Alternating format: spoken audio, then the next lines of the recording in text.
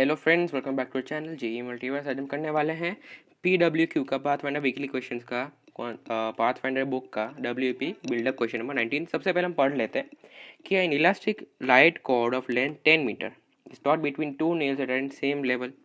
और क्या बोला कि load suspend at the mid point of the cord if allowed to move gradually stops after descending height 1 centimeter. If the same load is dropped from a height above the midpoint of the cord, the load on striking the midpoint sticks there and descends a maximum height 2 centimeter. Assuming the collision of the load with the load with the cord to be lossless, estimate the height above the cord from where the load was dropped. ठीक है, तो सबसे पहले इसमें क्या बोला गया है कि सबसे पहले तो कॉर्ड इलास्टिक है, यानी कि उसमें कुछ स्प्रिंग कांस्टेंट हमको के मानना पड़ेगा। ठीक है, तो उसमें सबसे पहले हम पहला केस लेते कि हमने सिर्फ सस्पेंड किया है। ठीक है, सबसे पहले क्या था कि एक ऐसी दो नेल के बीच में स्ट्रिंग थी और बीच में हमने ये ब्लॉक रखे हुए, दोनों की लेंथ 5 सेंटीमीटर इक्वली थी। ठीक है, और पूरे रोप की लेंथ 10 मीटर थी। फिर हमने लोड लटकाया, जैसे ही हमने लोड लटकाया क्या हुआ कि ये नीचे जाने लगा और कितने नीचे गया, इधर तक गया, और ये लेंथ कितनी हो गई 1 सेंटीमीटर। ठीक है, तभी दोस्तों क्या हुआ कि 5 मीटर की रोप है, मतलब 10 मीटर की रोप है और दोनों साइड 5 मीटर है, उसमें से 1 सेंटीमीटर का एक्सटेंशन आ रहा है। यानी कि कैसा हो गया, मैं थोड़ा विजुअली बताऊं कि ऐसा है, मान लो ये ऐसा लाइन है एक सीधी सी, और इसमें ऐसा इत्तू सा भी नहीं होगा, बहुत ही कम होगा इसमें। देखो एक मिनट, बहुत ही कम इसमें ऐसा लोड लटका, बहुत ही ऐसा कम एक्सटेंशन में, तो ये तो बहुत ज़्यादा ही दिखा रहा हूँ मैं।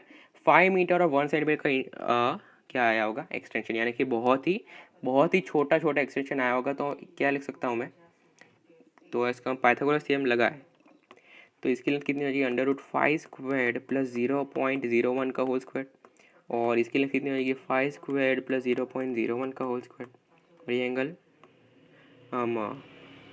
ठीक है, तो ये हो जाएगा। तो अभी हम दोस्तों बनाते हैं कि स्प्रिंग में कन्वर्ट कर देते हैं। ठीक है, इसको तो हम क्या मान लेते हैं कि ये ब्लॉक जो है वो दोनों अलग अलग स्प्रिंग से ऐसे लटका हुआ है, और दोनों स्प्रिंग में दोस्तों एक्सटेंशन सेम ही आया होगा, क्योंकि ये 5 मीटर से 5.5² प्लस 0.01 का होल स्क्वायर में गया, और ये साइड में भी, ये साइड जो उसमें भी सेम एक्सटेंशन आया। ठीक है, इसलिए मैं सेम एक्स मान रहा हूँ। ठीक है, दोनों में सेम एक्सटेंशन ले रहा हूँ, तो इसका स्प्रिंग कॉन्स्टेंट दोनों का सेम होगा। स्प्रिंग कॉन्स्टेंट क्यों सेम होगा, के क्योंकि स्प्रिंग रोप ही एक है। ठीक है, मटेरियल एक है, तो मैं क्या मान रहा हूँ कि इधर फोर्स लग रहा होगा के एक्स, इसमें एक्सटेंशन एक्स आया होगा, इधर फोर्स लग रहा होगा के एक्स। ठीक है, और ये एंगल में थीटा मान लेता हूँ कि आप कोई भी एंगल थीटा मान सकते हैं। ठीक है, आपके ऊपर, समझ रहे आप, तो ये ऐसा हो जाएगा।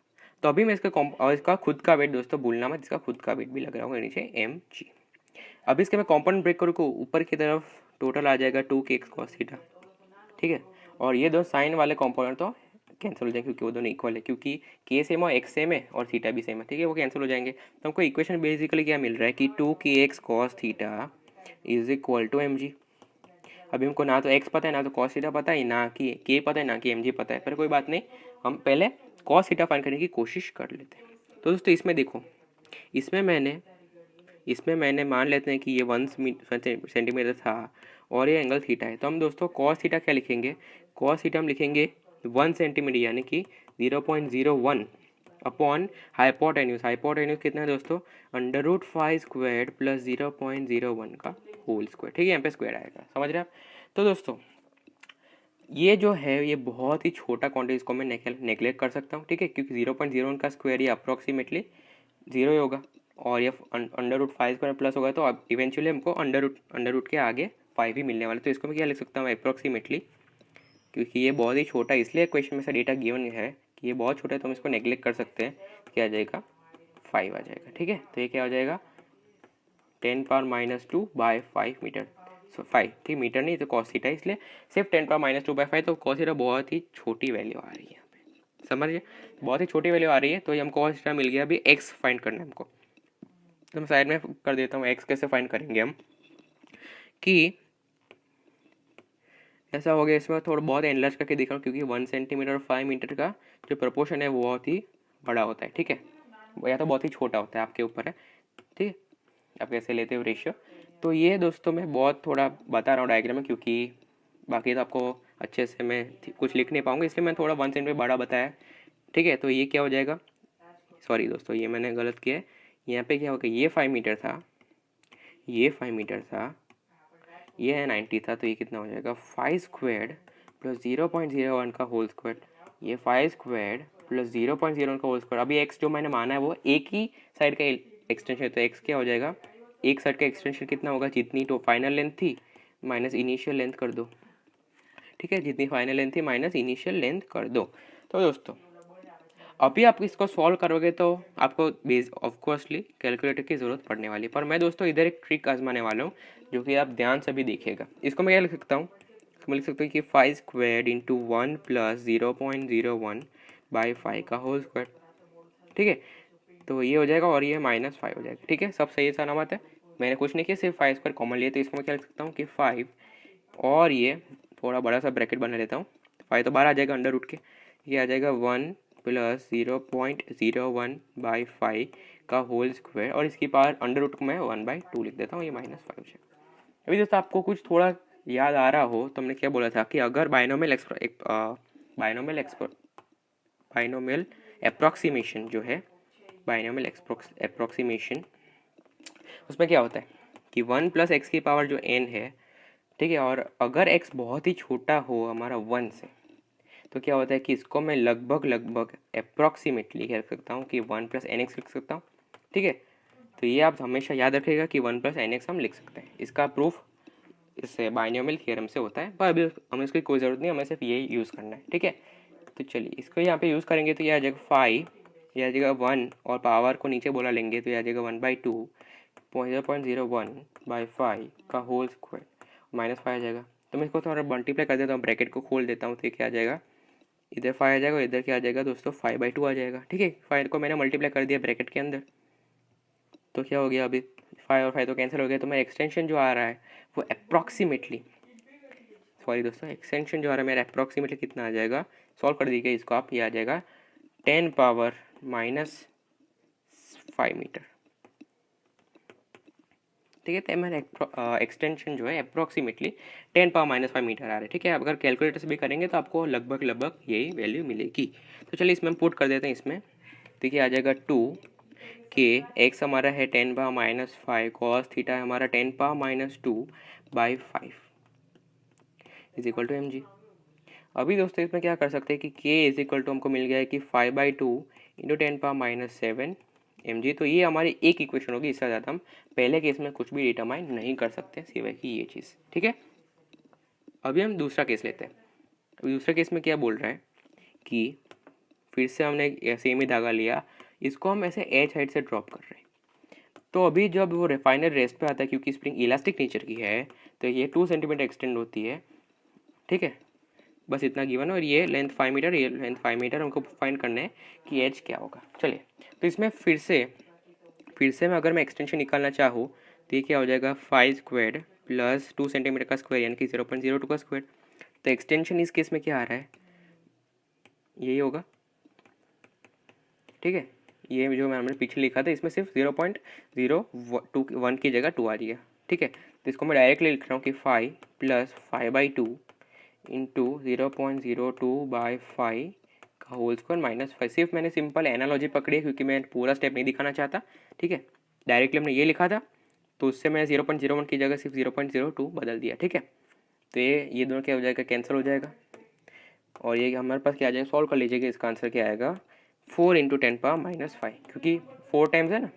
अब ऐसे भी देख सकते थे कि ये 2 सेंटीमीटर यानी कि स्क्वायर में 4 टाइम्स हो जाएगा, तो डायरेक्टली आप 10 पावर -5 से 4 मल्टीप्लाई कर सकते थे, ठीक है। तो चलिए ये तो हमने एक्सटेंशन की बातें कर ली सब कुछ, ठीक है। अभी हम वर्क एनर्जी थ्योरम लगाए थे, और इसमें बोला गया है क्वेश्चन में कि अगर ये कोलिजन लॉसलेस है, यानी कि एनर्जी का कोई लॉस नहीं हो रहा है, यानी कि कोई नॉन कंजर्वेटिव फोर्स काम नहीं कर रहा है, ठीक है। इसमें सिंपली क्या लगा सकते हैं, मैकेनिकल एनर्जी कंजर्वेशन लगा सकते हैं। तो ये 0.1 मान लीजिए, ये 0.1 मान लीजिए, 0.2 मान लीजिए, और इसकी P0 मान लीजिए, ठीक है। यहाँ पे कोई नॉन कंजर्वेटिव फोर्स नहीं है, इसलिए हम मैकेनिकल एनर्जी का जो कंजर्वेशन होता है वो आप लगा सकते हैं। चलिए तो सबसे पहले क्या लगाएंगे कि K1 plus U1 is equal to K2 plus U2। तो देखो सबसे पहले काइनेटिक एनर्जी 0 क्योंकि पहले वेलोसिटी नहीं, क्योंकि ड्रॉप किया गया है। U1 क्या होगा, mg इंटू टोटल हाइट कितनी थी दोस्तों, h प्लस 2 सेंटीमीटर यानी कि 0.02, ठीक है। देख सकते हैं, मैं थोड़ा दिखा देता हूँ, ये रहा, ठीक है। ये डायग्राम है। और K2 दोस्तों 0 है क्योंकि वो रेस्ट पे आ जा रहा है फाइनली। और U2 के दोस्तों क्या है, ऐसे ग्राउंड के कारण तो होगी क्योंकि वो 0 पोटेंशियल पे है, पर स्प्रिंग के कारण ज़रूर होगी क्योंकि स्प्रिंग पे भी पोटेंशियल स्टोर हो रहा है। तो क्या हो जाएगा, हाफ के एक्स स्क्वायर। पर ये दोस्तों सिर्फ अकेला नहीं होगा, इसको मल्टीप्लाई बाय 2 करना पड़ेगा। क्यों? क्योंकि दो स्प्रिंग्स मानी है ना हमने सबसे पहले ही बोला था कि हम दो स्प्रिंग मान रहे हैं जिसमें स्प्रिंग कांस्टेंट के और एक्सटेंशन दोनों में एक्स एक्स हो रहा है। ठीक है, तो क्या हो जाएगा 2 इंटू हाफ के एक्स स्क्वायर। ठीक है, आप एक भी मान सकते हैं पर आपके ऊपर है, सिर्फ उसमें डेटा बदल जाएगा थोड़ा सा। ठीक है, तो क्या हो जाएगा M G into H plus 0.02 is equal to A K, और एक्स कितना है दोस्तों 4 इंटू 10⁻⁻5 का स्क्वायर हो जाएगा। और अभी ने पढ़ा कि के जो है, जो इधर के है वो 5, ये इक्वेशन हम यूज़ कर सकते हैं ना, 5/2 इंटू 10⁻⁷ mg, तो इसमें पुट कर देंगे सिंपली। तो क्या हो जाएगा, एक मिनट, ये क्या हो जाएगा mg into H plus 0.02 into 5/2 into 10⁻⁷ mg। ठीक है, ये तो के का है और ये आ जाएगा 16 इंटू 10⁻⁻10 आ जाएगा। ठीक है, समझ रहे हो। और ये थोड़ी दोस्तों ये प्लस आ जाएगा, इसमें मैंने थोड़ी गलती की है, ये साइड आ जाएगा तो क्या होगा प्लस होगा। ठीक है, मैं माफी चाहता हूँ पर आप समझ सकते हैं कि ऑब्वियसली वो प्लस होगा उस साइड जाके।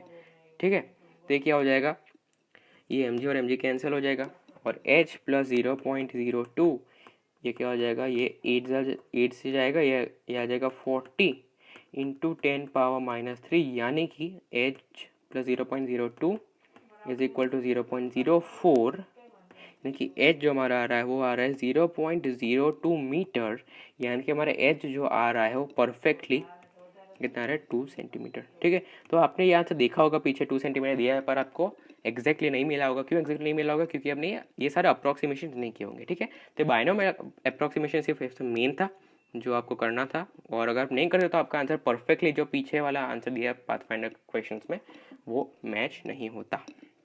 ठीक है, तो इसमें मेन चीज़ तो ये थी, बाकी तो आप इक्विलिब्रियम की कंडीशन लगा कर, वर्क एनर्जी लगा के, या तो मैकेनिकल एनर्जी कंजर्वेशन लगा के आप इजीली कर सकते थे। तो दोस्तों